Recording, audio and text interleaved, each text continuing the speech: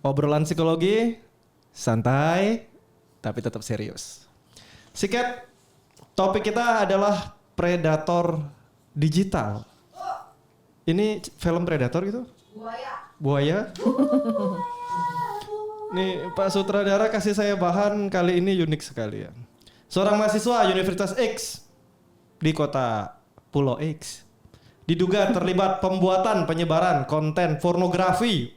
Ini aktornya bukan? Gak berani sebutin nih. Palsu. Bukan, ini pornografi palsu menggunakan deepfake yang berbasis teknologi IT. Ini jangan-jangan programmer nih, bukan ya? Kamu kan IT kan? Bukan saya. Oh bukan, pelaku bukan.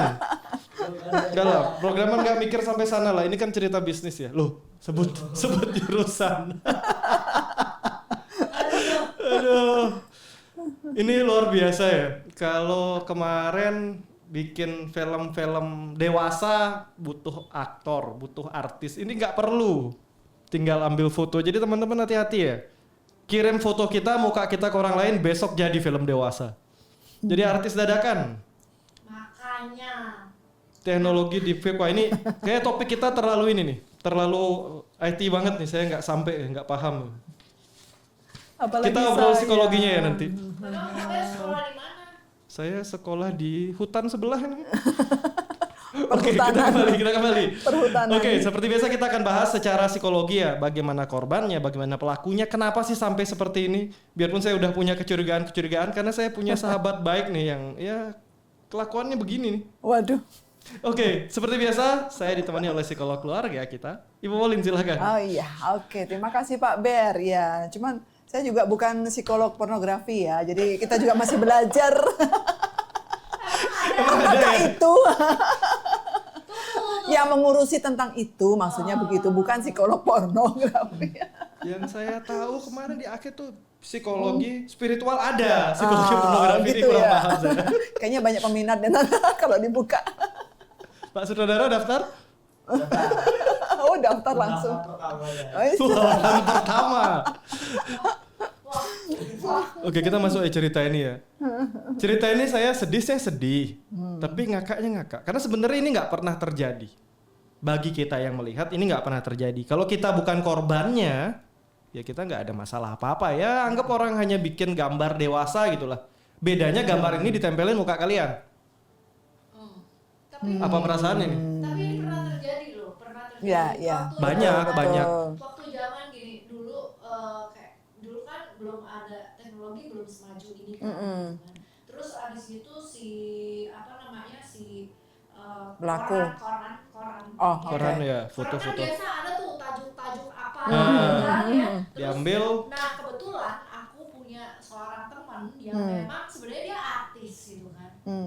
Sebenarnya dia artis. Terus fotonya diambil Diedit. tanpa seizinnya dia, enggak diedit sama sekali. Jadi fotonya Plek-plek gitu. Ya, plek-plek. Tulisannya adalah cara memuaskan orgastik. Gitu. Banyak itu.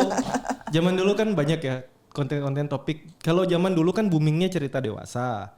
Modern lagi boomingnya film dewasa. Lebih modern sekarang boomingnya adalah film dewasa yang dibikin dengan teknologi ya yang seperti ini. Ini ya yang saya pingin tanya sama Ibu Pauline ya. Bu, ini kan pelaku ini kan iseng banget gitu ya. Kreatif lah, mereka kreatif karena Betul. kalau mereka mungkin pakai model bukan, itu kan yang jadi masalah karena foto-foto yang dipakai diolah jadi gambar-gambar yang diambil ya, foto orang-orang yang diambil dijadikan video dewasa ini adalah ya anak-anak di kampus tersebut. Kalau mungkin mereka bikin dari foto yang nggak pernah ada itu nggak pernah ada masalah sebenarnya, ya kan? Nah oleh karena itu kan sekarang kalau kita bilang teknologi AI sudah sangat banyak batasannya ya, sehingga nggak bisa konten-konten. Cuma mungkin mereka menemukan tempatnya ya. Tapi kan memang ada film yang memang diproduksi yang memang full AI. Banyak sekali kan memang sudah sangat maju. Karena itu juga sekarang batasannya juga banyak sehingga tidak disalahgunakan seperti ini. Nah yang mau kita bahas hari ini masalah psikologi pelakunya. Ini kan pelampiasan ya. Ya. Ini pelaku atau yang meminta pelaku untuk membuatkan lah ya. Ini mereka nih orang-orang seperti ini nih orang-orang yang seperti apa ya kira-kira? Memang di dunia nyata mereka nggak laku, nggak bisa PDKT gitu kali ya? Terus akhirnya mereka sudahlah PDKT sama video palsunya gitu, atau pingin lihat, nggak berani lihat aslinya gitu. Padahal kan aslinya ada tuh, tinggal bilang, aku mau lihat dong gitu kali. Loh kan, Gen Z lebih terbuka lah sekarang. Tapi biasanya gitu loh, orang tuh yang biasanya nyolot di depan ya, ternyata dia tuh orang paling chicken sedunia gitu. Masih paling ayam banget gitu, paling nggak punya nyali gitu kan. Shioku tuh ayam. Paling chicken ya siomay. Kayak gitu, jadi orang yang kadang-kadang marah duluan nih, ternyata adalah orang yang paling jiperan Ya, gitu ya, loh. betul. Jadi itu secara psikologi terbaliknya kayak gitu nggak? Ya. Itu kan self defense ya manusia ya. Ini Ya. ini banyak nih ya. Ini kita jadi meluas nih. Oke, kita bahas sekilas ya. Orang yang takut ya atau mungkin yang nggak mampu lah, nggak bisa gitu. Bukan nggak mau ya, nggak bisa gitu, mau bangun nggak jadi gitu. Itu seringkali mereka hobi tiap hari bahasnya tentang konten-konten dewasa, pornografi. Untuk menutupi bahwa sebenarnya mereka mungkin Tidak mampu, Edi, tidak berdaya. ya mungkin Edi, kok Edi lagi disebut ya, Edi dan kawan-kawan lah, nggak bisa lah itu, bukan nggak mau, nggak bisa. Namanya ini berkompetisi. Nah ini sama nih, kalian para pelaku ini ya, kalau mungkin kalian bisa jawab gitu ya, kalian memang nggak laku itu di dunia nyata atau gimana ya? Entah nggak ada yang jawab di komen. Kan ada yang ngerasa aku bukan pelakunya. Apalagi bernama Edi. Edi udah kelihatan banget itu Gen X ya. Tuwir banget gitu. Karena saya Nama-nama curiga Edi nih, nggak ada. sampai bikin digitalnya gitu. Kenapa nggak kalian bikin sama aslinya gitu? Kalian kan lebih ada pengalaman nyata gitu. Ini bikin digital. Ini ngapain Justru nih itu orang-orang? karena dia tidak berani menyatakan keasliannya, kenyataannya. Barangkali dia memang mungkin ada masalah di bagian tertentu, kebutuhan seksualitasnya atau apapun itu, dia punya kekurangan ya, dia punya rasa pesimis atau apapun untuk bisa menarik lawan jenis. Nah ternyata dia pernah mencoba mungkin ya, dia trial error dan sebagainya, dan ternyata dia mendapatkan sesuatu yang pas nih dengan menggunakan digital itu. Kebetulan juga ada AI yang bisa memfasilitasi, sehingga akhirnya oke deh, coba aja dia ngambil foto dari mereka lalu dibikin video, dan ternyata bisa gitu ya. Tentunya dengan berbagai cara ya, dia juga belajar tentang teknologi tersebut. Ini gitu. ini kalau cerita ini ya yang udah berkembang dan beredar ya. Ini video-video ini dibagi apa dijual sih? Wah, ini Dibagi apa dijual sih? Kalau dijual motifnya jelas lah, bisnis lah, uang. bisnis uang. ya. Ya kan, tapi kalau motifnya itu Dibagi. seru dibagi, ini mungkin motifnya menunjukkan kreativitas dan kemampuannya. Ya, tapi yang negatif. Yang negatif. Ya. Nah ini kan ceritanya yang jadi masalah kalau ini dijual gitu ya. Terus ada yang beli gitu. Ini motif pembelinya ini apa ya? Nggak pernah tahu ya, Kira-kira. aku tidak pernah menjual dan beli. Banyak yang koleksi-koleksi. Kan banyak tuh orang beli film dewasa. Ya, Film dewasanya artis gitu. Nah ini kan lebih seru nih menantang film dewasa di mana pemerannya adalah teman-teman satu kelasnya semua. Wah, kan keren tuh. Itu dia tuh mungkin punya dendam tersendiri. sama teman-temannya kali ya. Maksudnya kayak awalnya kayak iseng gitu kan, ngerjain mungkin dia mau PDKT nggak bisa Ya. gitu kan. Terus abis itu karena kesenangan, terus jadi Ya ini Ya, ini kalau saya baca ya dari bahan yang saya dapat dari sutradara saya. Ini mulai terbongkar ya. Karena hasil tangkapan layar editan tersebut dikirim kepada korban yang merupakan mantan pelaku. meres nggak sih? Bisa meres, bisa dendam kalau kayak begini. Ya kan? Jadi memang video ini dikirim, bukan foto loh ini ya. Ini sudah video ya, jadi hati-hati sekali. Ini ya seperti yang saya bilang ya, kalian kalau foto-foto tuh usahakanlah akun nggak terlalu benar-benar di publik ke siapa-siapa, karena bisa aja jadi korban. Iya, temen aja sekarang juga Ya. banyak yang kayak gitu. Nah tapi nggak semuanya merasa jadi korban. Ada beberapa Ya. yang fotonya diedit, dibikin sure gitu, dia bilang nggak apa-apa lah bantu promosiin akunku, bisa aja. Kan itu nggak asli. Nah sekarang tapi tadi hasilnya memang fotonya foto dari mantan semuanya. bukan, ada salah dikirimnya satu ke- mantannya, foto mantannya. salah satu Korban-korbannya mantannya. banyak nih kayaknya. Oh, korbannya banyak, tapi dikirimnya Seolah-olah ke- korban tampil tanpa busana, bukan foto-foto. Oh bukan satu orang nih. Satu orang tuh banyak nih Pak? Banyak. Nah, itu banyak. Bisa buat bisnis nih. Pak Sutradara sudah lihat Kak? Nah, Sutradara udah nonton. Belum. Udah nonton nggak Pak video-videonya? Sutradara banyak koleksinya nih. Ya. Jadi gini ya. Oh my God. Kita kembali ya. Oke. Kalau dari dorongan, kalau ini tadi ceritanya cerita bisnis ya, bisa aja pelaku kenapa tujuannya ya, berarti kemungkinan tujuan bisnis. Oke. Yang gangguan jiwa, sakit jiwa siapa ya? Pembelinya lah, ini jelas. Daripada mereka beli beginian kan mending PDKT sama orang aslinya lah. Beli mungkin juga nggak murah lah ya. Daripada kalian beli banyak video, habis banyak, mending kalian deketin satu lah buat traktir satu orang, mungkin bisa PDKT kali jadi. Daripada dapat koleksi video, mending dapat aslinya satu kan gitu. Dapat asli satu terus diajak merit kan ya. Udah deh. Nah, kan? Gitu. Daripada kumpulin video banyak gak tahu buat apa. Kita lihat sudut pandang korbannya ya ini Bu. Bu Pauline, saya mau tanya. Ya. Kalau orang mengalami kondisi ini ya kan identitasnya diambil tuh. Ya. Ada dampak psikologi nggak sih ke si korban? Kan dia tahu itu bukan dia. Pastilah, pasti secara tidak langsung ya. Walaupun ini tidak ada pengalaman khusus ya, artinya tidak mengalami dan sebagainya. Tetapi kan kalaupun dia memang memiliki tubuh memang yang sesuai seperti yang digambarkan dalam ditayangkan di video tersebut, ya mau tidak mau ada efeknya. Kalau yang ditayangkan di video tubuhnya lebih bagus dari tubuh aslinya gimana? Senang nggak ya?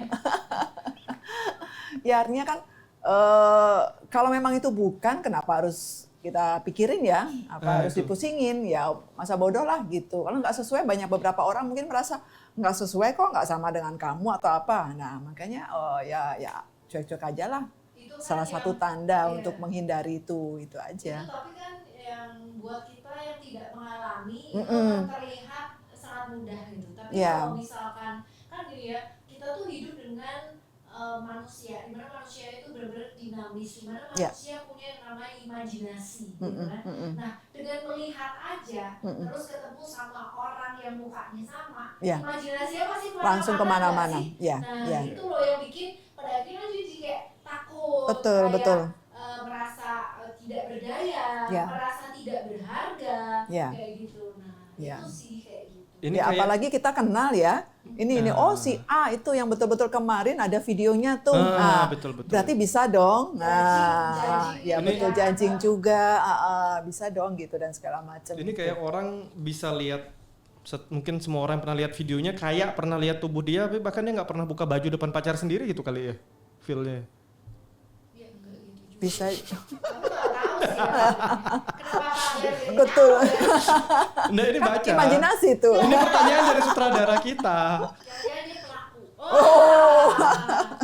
Jadi berimajinasi tadi ya. Jangan Pak Ber, jangan Pak Ber. Wah kalau kita di kebun binatang itu memang nggak pakai baju gitu. Saya aja agak nyeleneh dikit kacamata baru. Iya, ada bajunya Pak. Ada bajunya. Ya biar agak manusia dikit lah. Sopan ya. Ini kan kita, saya sungkan lah. Ini kan kita lagi ngomongin para hewan nih. Kalau kita jadi nggak jadi manusia dikit, sungkan. Masa kita ngomongin sejenis gitu. Pak, Bapak kan juga hewan. Nah itu dia. Ya kan. Mending mana ya? Manusia kelakuannya kayak hewan apa hewan kelakuannya kayak manusia? Pikir sendiri deh. Kan banyak nih sekarang manusia kelakuan kayak hewan. Oke kita kembali di predator ini kan hewan deh. Oke kita kembali ke topik membicarakan para hewan ini. Para hewan ini. Dia kan hewan nih, predator judulnya. Kan kita sering bilang nih, kalau kamu trauma gitu kita healing. Kan psikolog nih healing. Saya biasanya healing di hewan sebelah juga healing. Loh kita perkumpulan hewan juga punya tempat healing. Betul ya. Nggak cuma dunia manusia loh, hewan butuh di healing loh. Oke kita kembali ya. Kalau ini lukanya karena hal digital seperti ini, traumatiknya dibandingkan kejadian asli kuat yang mana? Secara psikologinya sama kuatnya atau mungkin berbeda? Kalau menurut saya nih lebih kuat di kejadian sebenarnya. Kalau menurut saya ya, karena kalau masih di imajinasi dan segala macam ya oke lah, orang mau ngomong apa mungkin juga katakanlah sesuai lah badannya. Ya sesuai badannya, suaranya dan segala macam. Dan mungkin juga banyak orang yang ngincer, dibuntutin sana sini ya. Tetapi kalau dia bisa mengatasi itu, menghandle dan bisa mencari dukungan yang betul-betul pas, akan dengan sendirinya hilang ya, lepas gitu. Tapi kalau yang mengalami sesungguhnya itu akan lebih berat ya. Karena ada pengalaman traumatis yang membuat dia masih terngiang-ngiang, ataupun itu ada efek negatif yang di luar itu, yang antisosial atau apapun itu yang masih mengikuti dia, yang masih dia rasakan, itu akan lebih berat ya. Bisa menjadi banyak menimbulkan pengaruh-pengaruh negatif, putus asa, kecewa, ya tidak percaya pada diri sendiri, tidak percaya juga pada orang lain, lalu bisa menimbulkan hal-hal depresi berat dan segala macam. Gitu ya kayaknya. Ya. Traumatiknya besar juga ya. Traumatiknya dan besar. Pelakunya nggak pernah bisa ditangkap loh. Bagaimana kita menangkap sebuah program? Nggak bisa. Kan program yang ditangkap cuma pembuatnya yang menggunakan si program, tapi yang bikin kan programnya. Berarti ancaman ini nggak pernah hilang.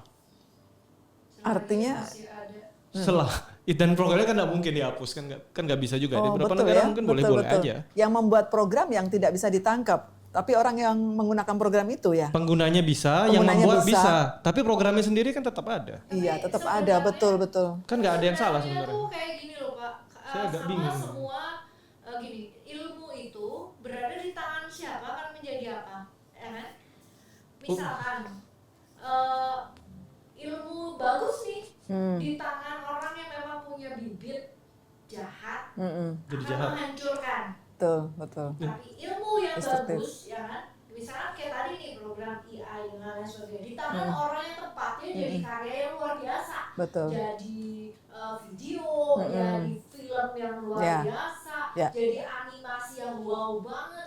Gitu. Tapi di tangan kaum yang berbahaya seperti itu, jadinya ya begini. konten pornografi ya kan, buat ngetengin orang-orang gitu kan, buat iseng-iseng ngejatuhin orang lain, meres orang lain. Nah sebenarnya kan ilmu tuh kayak gitu kan, tergantung berada di tangan tapi kan siapa gitu. kalau kita lihat ya scroll belakangan ini kan lagi zaman ya. Kita ngomong ini masih satu areal ya, predator. Bedanya ini kan predator digital ya. Tapi banyak nih orang-orang yang katanya ilmunya tinggi ya, predator seks kemana-mana nih. Saya baca sama nonton ya belakangan. Wah para pengilmu tinggi itu kelakuannya lebih hewan. Pengilmu maksudnya Ilmunya tinggi sampai ke langit, kelakuannya sehewan-hewan. Udah kembali lagi. Ini hewan menganalisa manusia. Ya. Kembali ke topik Pak, itu nanti video selanjutnya. Saya merasa lebih manusia daripada para manusia yang katanya ilmunya sampai langit itu. Itu lucu ya, itu bisa jadi topik next ya, next video ya. Oke. Nggak berani, nggak punya nyali, ilmu saya nggak sampai mereka. Mereka tahu caranya ke langit tuh. Saya nggak tahu. Nggak apa-apa, ntar dibantuin singa atau gajah atau siapa gitu ya. Saya masuk kebun binatang. Oke, kita kembali. Oke. Berarti kan teknologi ini kalau mungkin dipakainya untuk bikin simulasi film dewasa orang melahirkan gitu, mungkin jadi konten edukasi kali ya. Nah, masuk akal. Ya. Oke, kita kembali ya tadi. Ini pelaku nggak pernah bisa ditangkap. Betul. Ada nggak sih sebenarnya efeknya ya? Contoh pelaku korban perkaos gitu ya. Pelakunya ditangkap, si korban merasa lebih tenang nggak, Bu? Boleh. Kalau pelakunya ditangkap, Mestinya masuk begitu. penjara. Ada efek psikologinya ya? Mestinya begitu ya. Artinya merasa lebih tenang kan tadi. Ya mestinya gitu, karena kan pelakunya sudah ditangkap gitu kan. Ya efeknya ada, pasti efek kejiwaan ada, rasa traumatik, rasa tidak percaya pada orang, apalagi kalau itu yang melakukan adalah orang dekat, orang yang dalam keluarga dan sebagainya. Ini kan ngeri ya, berarti pelakunya nggak pernah bisa ditangkap. Ya. Si korban akan selalu was-was merasa ini akan berulang nih. Betul. Kan tinggal tunggu orang lain nemu celahnya bisa bikin lagi. Selama jejak digital kita ada di dunia online, siapa aja bisa bikin. Ya. Apa aja? Apa sekalian habis ini semua kamera tempelin ini aja ya, selotip bolak-balik itu biar nggak kelihatan. Daripada punya foto. Gawat sekali. Ya kadang-kadang takutnya kita berhadapan dengan orang, dia mungkin pakai kacamata biasa, ternyata ada yang tamu main ke rumah kita, sekadar mampir lihat ada foto wisuda dijajar, difotoin satu-satu, besok jadi konten tuh. Ngeri kali. Ya, dunia teknologi itu tidak bisa ini ya, luar biasa. Tidak terbatas. Iya, ini mungkin kita butuh ini ya, psikologi digital habis ini rasanya cabang. Buka cabang apa? Boleh diusulin. Khusus melakukan konseling dan terapi untuk korban yang mengalami pelecehan secara digital. Belum ada. Masuk. Ya, Bisnis duit lagi. Boleh. Disesuaikan zaman ya. Betul. Kita soalnya Gen Z ini udah banyak sekali, mereka imajinasinya juga tinggi kan. Nah, kalau tiba-tiba nih Bu, ada yang datang ke tempat Ibu ya. Ibu Pauline, saya mau dibantu konseling terapi, saya korban perkosaan digital. Itu kira-kira saran gimana? Nggak boleh ketawa loh, korban loh yang datang. Mukanya serius loh, udah sedih dia nangis. Saya korban. Karena ada ketawa jadi ketawa. Oh, ini gawat korban ya. Karena ada omongan nggak boleh ketawa. Tapi ya gimana pun kita harus ada empati ya. Ya, rasa korban ya. Kita tanyakan dulu kan, apa yang menjadi traumatik dia gitu. Mungkin dia merasa ya setiap ada laki-laki yang melihat dia mungkin pernah lihat konten video-video yang ditayangkan oleh orang-orang yang tidak bertanggung jawab itu. Mungkin dia diikutin kemanapun dia pergi, pulang, apa segala macam sehingga menjadi tidak bebas. Ketemu sama orang, kenalan orang baru pun menjadi tidak nyaman gitu ya, khawatir nanti akan terjadi lagi trauma dan sebagainya itu. Ya dari situ kita bantu untuk terapinya, untuk menghilangkan rasa-rasa yang membuat dia menjadi minder, takut, cemas dan khawatir dan sebagainya itu, supaya dia bisa percaya diri. Karena ya bagaimanapun kita bertemu dengan orang kan random ya. Betul. Random ya, kita nggak bisa lihat juga yang berjas putih, rapi dan sebagainya. Ini tentu orang baik ya. Oh dia jas putih ya, oke lupa. Sekarang udah warna-warni jasnya. Oh iya warna-warni ya. Yang dasteran juga ada tuh pelaku, lu salah, udah lanjut. Ya begitu, jadi artinya orang-orang baik-baik yang kita anggap baik-baik dari penampilannya, rapi dan sebagainya belum tentu baik juga perilakunya. Oke. Gitu ya, dan sebaliknya. Oke, sebentar lagi kita akan gali lebih jauh tentang ini ya. Di segmen selanjutnya, kembali kita bahas lebih jauh ya. Ini kan sebenarnya ada pembuat konten digital pornografi atau ya, konten dewasa lah. Kalau ada penontonnya. Kalau nggak ada penontonnya kan nggak ada sebenarnya. Mereka yang bikin sampai kreatif ini kan karena memang ada yang suka, ada yang nonton. Nah, sekarang saya mau tanya psikologinya nih Bu. Penggemar konten dewasa, film ya, bukan penggemar jajan kayak yang kapan hari kita cari, kan ada tuh yang hobi bikin konten tuh. Petinggi kita juga itu. Itu lagi rame loh. Bayar orang disuruh bikin konten dewasa direkam buat ditonton juga sakit jiwa kayak. Kita kembali lagi yang ini nih. Ini kan palsu nih. Ya. Sama si petinggi kemarin itu mirip-mirip nggak sakit jiwanya? Kan sama-sama hobi nonton deh tuh dia. Kita ngomong yang ini aja deh. Ya hampir mirip-mirip, tapi ini kan orang awam ya. Yang dia merasa nggak akan diperhatikan lah mungkin ya. Dia merasa ini untuk memuaskan kebutuhannya sendiri ya dalam arti tertentu gitu. Jadi ya untuk menutupi kekurangannya, ya keterbatasannya. Nah, dia akhirnya mencari-cari dan kebetulan juga tidak hanya siapa yang suka, siapa yang mau menonton, tetapi karena juga ada alatnya. Ada alat, kalau manusianya kan apa bisa aja, dan dia punya kreativitas yang luar biasa gitu ya, dengan usia-usia produktif. Sudah bisa ditebak ya gennya apa itu. Jadi artinya mereka punya imajinasi yang cukup tinggi ya. Ada beberapa di antaranya seperti itu, dan mungkin relasi keintiman itu sangat luar biasa ya untuk mereka. Ya kebutuhan-kebutuhan itu ada, karena kan kita sekarang nggak bisa memprediksi bahwa suatu hubungan itu harus nyata, harus person to person, harus ada relasi yang touch in touch secara fisik dan segala macam. Ternyata bisa juga dengan mengandalkan alat-alat teknologi yang ada yang sekarang ini semakin canggih, yang kita orang-orang generasi lalu semakin nggak ngerti, mereka semakin tahu dan bisa memanfaatkan ini semua untuk kebutuhan mereka gitu. Nah ini bedanya dengan pejabat ya, karena mereka mereka sebagai orang awam aja yang dipikirnya oke aja lah, nggak apa-apa aku melakukan ini toh untuk kebutuhanku, toh tidak akan dijudge, toh tidak akan apa, karena kan untuk keinginanku sendiri ya. Masalahnya mengorbankan wajah dari orang-orang lain yang notabene itu adalah lawan jenisnya. Bedanya mungkin yang di sana kemarin kan dibayar ya, udah dapat ganti lah dia ya. Anggap dia jual, ada yang beli gitu kali ya. Betul. Ini kan dia nggak jual, dia dijual. Iya. Nah. Oke, saya mau tanya sedikit nih. Ini kembali ke kebutuhan mendasar makhluk hidup ya. Manusia, Makhluk hidup ya. ya. Makhluk hidup kan dibagi jadi dua lah secara umum, ada laki-laki ada perempuan, biarpun sekarang mungkin udah agak banyak gitu kan. Tapi kita ambil yang umum lah dulu, dua dulu deh. Ya. Kebetulan ini ada yang gennya lagi masuk gen zaman sekarang gitu ya. Pak sutradara, tanya dikit Pak. Punya dorongan nggak Pak kepingin gitu lihat teman-teman sekelasnya sendiri itu ada filmnya gitu, ada dorongan nggak sih dari hati kecil terdalam, pingin gitu? Nggak ada pikiran sih. Nggak ada ya? Kenapa tuh? Ini kan dari sudut pandang laki-laki nih. Kira-kira laki-laki punya nggak dorongan itu Pak? Kepingin, lihat kalau dia ada filmnya gitu, pengen nonton gitu? Enggak sih ya. Nggak ya? Enggak semua sih.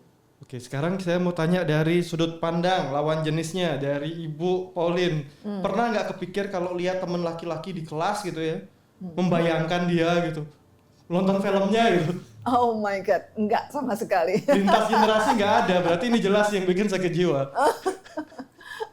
Enggak ada sama sekali. Kalau ada yang punya dorongan itu dia termasuk sakit jiwa nggak? Atau itu normal? Ya masuk kelainan kali ya, karena dari semuanya itu kan dari pikiran ya. Awalnya semua dari pikiran, dari dream, dari otak yang bekerja. Ya ada imajinasi dan segala macam itu. Lalu, nah kalau ini tidak bisa dibendung, tidak ada jalan keluarnya, atau dia tidak bisa memendam itu ya, artinya dia akan terus berusaha untuk memenuhi. Oh gimana caranya ya? Masih terus candu kali ya, menjadi candu akhirnya. Gimana caranya ini bisa terrealisasi. Nah, dia mencoba dengan berbagai cara. Ternyata ada beberapa hal yang mendukung ini semua, lalu dia lakukan. Kan gitu. Kan kalau kayak orang sampai ada yang suka koleksi film dewasa gitu kan. Berarti kan kalau banyak kolektornya nih cukup banyak populasi itu gitu loh. Ya. Ya kan kalau kita mungkin bikin ini ya, bikin kuesioner gitu kecil kali ya kalau kita lihat banyak gitu kali mungkin yang suka itu, berarti ini masih dorongan alamiah manusia nggak sih untuk suka menonton gitu? Mungkin di kaum Hawa mungkin nggak banyak. Tapi saya cukup yakin nih kaum Adam mungkin sebelah saya ini agak-agak mungkin bukan. Laki kali ya atau bukan? Jantan nggak? Tulen. Kalau yang jantan tuh biasanya nggak suka koleksi sih yang jantan ya. Biasanya yang sehari-harinya itu nggak jantan gitu, biasanya ya koleksi suka. Karena secara realita nggak bisa. Kalau saya cari, saya ambil berita, baca-baca bahan gitu ya. Banyak sekali mereka yang menyukai koleksi-koleksi seperti itu untuk pelampiasan libido itu sebenarnya pelarian karena di dunia real dia nggak laku. Ya. Dia nggak laku. Yang laku-laku nggak sempat mikir ke sana. Kayak sebelah saya udah laku ini juga, nggak sempat mikir ke sana gitu kan. Nah, jika dorongan-dorongan ini muncul di imajinasi manusia ya kan, dan sepertinya dari jumlah pengkoleksi cukup banyak, berarti lebih banyak orang nggak laku ya daripada laku. Lo diiyain juga. Iya, bisa jadi. Lebih banyak nggak laku daripada laku gini. Iya. Kalau kita hanya berimajinasi tentang temen, ya mungkin teman sekolah, teman kerja, kita bayangin nih yang nggak di pikiran gitu kan, itu kan nggak menyakiti orang ya. Tapi begitu kita realisasikan itu, biarpun tujuan kalian cuma lelucon, cuma iseng, atau mungkin hasrat terperangkap kalian lah, yang nggak pernah jadi nyata sampai akhir zaman itu, ya ini jadi dampaknya kemana-mana, bukan hanya ke diri kalian, tapi kalian ke korban. Tadi kalau kita lihat sisi psikologi juga traumatik kan? Iya. Kalau udah trauma kayak gini, tadi penanganan salah satunya apakah ditangani seperti menerapi korban yang mengalami pelecehan beneran atau agak berbeda ini? Ya bisa seperti yang dialami oleh pelecehan beneran ya Pak ya, walaupun itu secara imajinasi ya, tetapi kan itu begitu membuat dia trauma ya. Mungkin karena dalam kehidupan sehari-hari walaupun dia tidak melakukan itu dengan pelaku, tetapi mungkin taruhlah dalam satu kantor ada yang melakukan ya, ada pelakunya di situ. Si pelaku itu mungkin melihat wanita itu sampai sebegitu detailnya ya.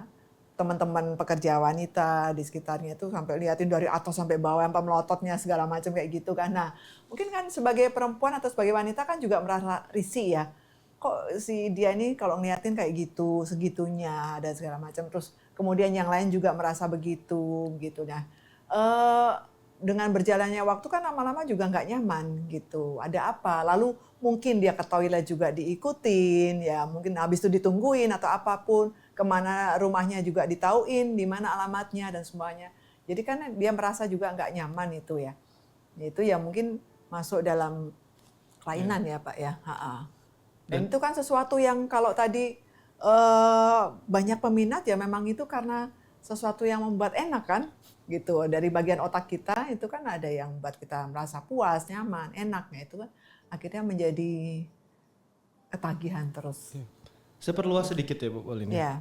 Tadi kan kita sedikit bahas tentang konten dewasa ya. Tapi kalau kita baca, kita lihat sekarang kan teknologi ya ini berkembangnya sangat luar biasa. Dan sangat bisa merusak banyak hal. Salah satu contoh tadi kan korban film dewasa, malu lah.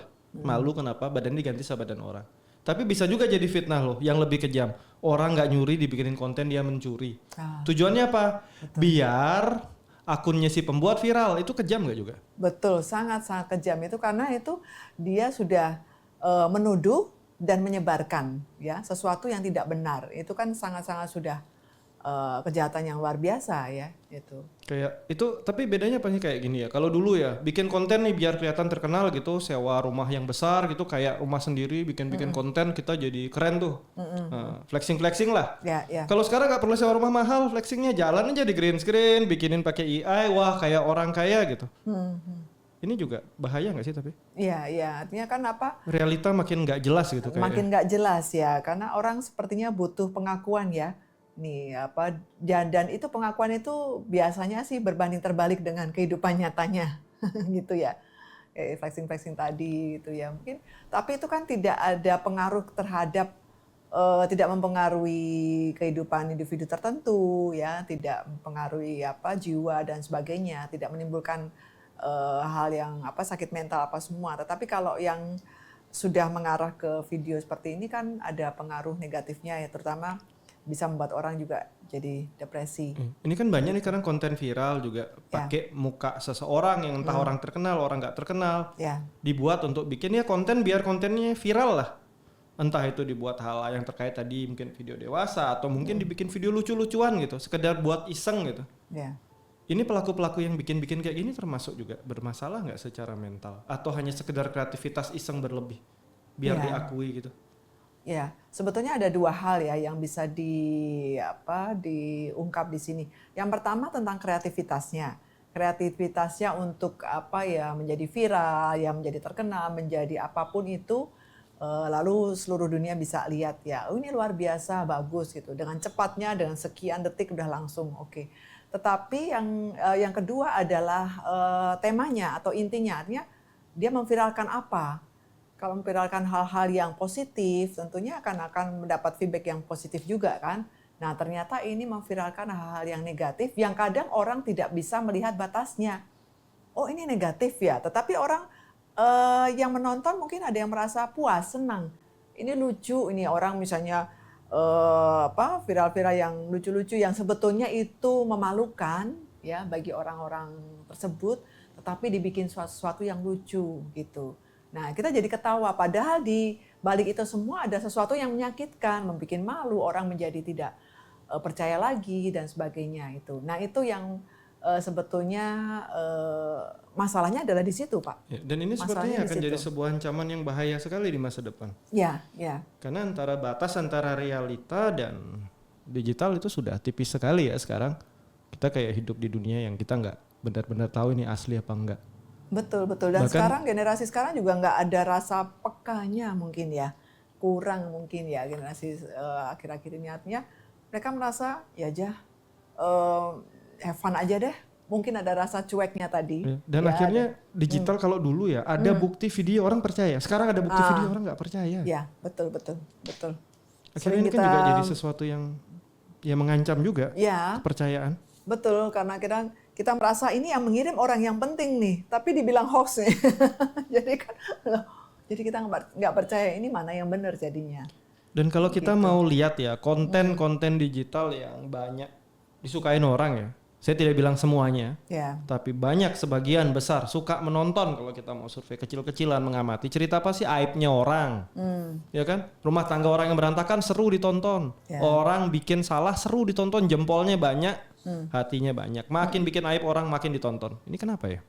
Apakah para penonton kita termasuk mungkin kita sendiri udah mulai gila? Ya, itu juga menimbulkan beberapa hal ya. Artinya yang pertama kita bisa belajar, kalau secara positifnya kita bisa belajar dari masalah dari orang lain ya. Oh, kalau ada masalah seperti ini tentu ada solusinya ya. Artinya oh seperti ini harusnya begini dan sebagainya. Tetapi di luar itu satu ungkapan yang lain adalah bahwa ada orang juga senang merasa orang lain ada masalah gitu, senang melihat orang lain bermasalah gitu. Jadi kalau senang banget nih, apalagi tentang artis ya atau siapapun itu, senang kalau dia rame, senang kalau dia ada masalah. Mungkin dia juga ada masalah tertentu. Ya emang benar dia harus selayaknya tuh dapat seperti itu kayak gitu. Jadi kalau ada orang ya yang sedih atau jengkel atau marah saat lihat orang lain seneng dan bahagia kalau lihat orang lain menderita, ya. Apakah orang-orang seperti ini termasuk sudah mengalami gangguan secara kejiwaan? Menurut saya iya. Ya. Jadi hati-hati senang ya. Melihat orang susah dan susah melihat orang senang. Nah ini hati-hati ya untuk teman-teman di luar sana yang nonton dan mulai ketawa-ketawa lihat penderitaan orang, mungkin kalian waktunya hubungi psikolog terdekat, psikiater terdekat. Mungkin ada jasa layanan bisa dekat-dekat rumah. Di sini rek. Lah jualan. Ada nomor gawat kali nih. Jadi bisnis. Oke. Kalau kita lihat seperti ini, apa mungkin aja ya manusia-manusia zaman sekarang seperti kita ini sebenarnya ya hewan-hewan yang lagi dikasih alat-alat canggih ya, udah mulai keluar sisi kehewanannya ya. Kan sekarang banyak tuh viral lagi naik-naiknya ya di mana-mana karena ya kembali media teknologi berkembang pesat, tapi harus hati-hati karena tidak semuanya itu benar. Ya. Dari podcast ini kita belajar ya. Kita belajar satu hal yang luar biasa bahwa manipulasi digital sudah luar biasa.